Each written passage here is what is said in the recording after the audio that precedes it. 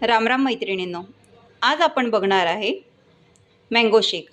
Mango शेकसाठी लागणारे साहित्य बघून घेऊ. त्यासाठी मी इथे 2 हापूस आंबे घेतलेले आहे, साधारण 2 चमचे इतकी साखर घेतलेली आहे, 1 मोठी वाटी दूध घेतलेले आहे. हे दूध एकदम थंडगार आहे. त्यानंतर आपल्या चिया सीड्स आपण इथं भिजून घातलेले आहेत. साधारण 2 ते 3 तास या भिजलेल्या आहेत. आणि आपल्याला 2 ते 3 आईस क्यूब लागणार आहे. आंबे आपल्याला सोलून घ्यायचे आहे आणि त्यातला गर काढून घ्यायचा आहे.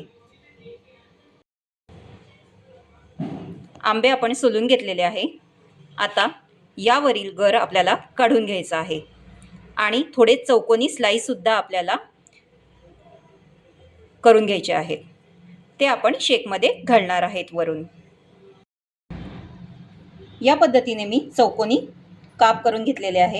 हे आपल्याला शेकच्या वर गार्निशिंगसाठी लागणार आहे. आणि बाकीच्या याचे मोठे काप करून घेतलेले आहे. हे आपल्याला मिक्सरमधून बारीक असे फिरवून घ्यायचे आहे. याची पूर्ण पेस्ट करायची आहे. आता हे काप आपण मिक्सरमध्ये घातलेले आहे. त्यामध्ये आपण 1 चमचा इतकी साखर घालणार आहे. इथे आपण कमी साखरेचा वापर केलेला आहे, कारण हापूस आंब्यामध्ये एक नॅचरल गोडावा असतो. त्यामुळे आपण 1 चमचा इतकी साखर घातली आहे. तुम्हाला जास्त गोड आवडत असल्यास तुम्ही 2 चमचे इतकी साखर घालू शकतात. आता मिक्सरमध्ये आपण त्याची पेस्ट करून घेतलेली आहे. त्यामध्ये आपण दूध घालूया. त्यामध्ये साधारण 1 वाटी इतकी आपल्याला दूध घालायचे आहे.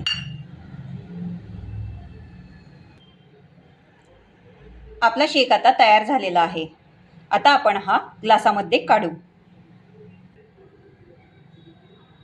आपण आता ग्लासामध्ये शेक काढून घेऊ.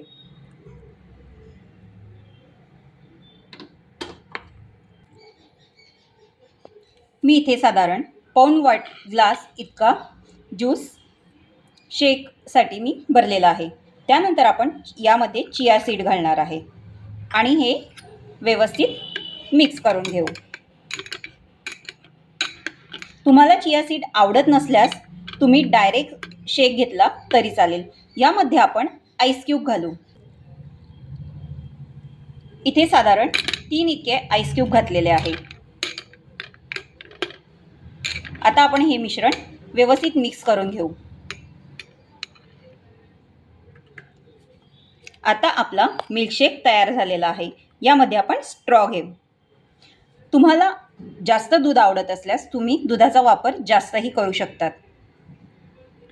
आपला मँगो शेक आता तयार झालेला आहे. धन्यवाद मैत्रिणींनो.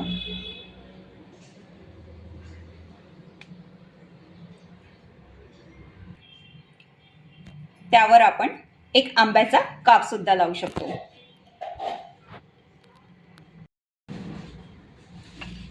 यामध्ये आपल्याला आंब्याचे जे आपण काप करून ठेवलेले ते सुद्धा आपल्याला घालायचे आहेत वरून.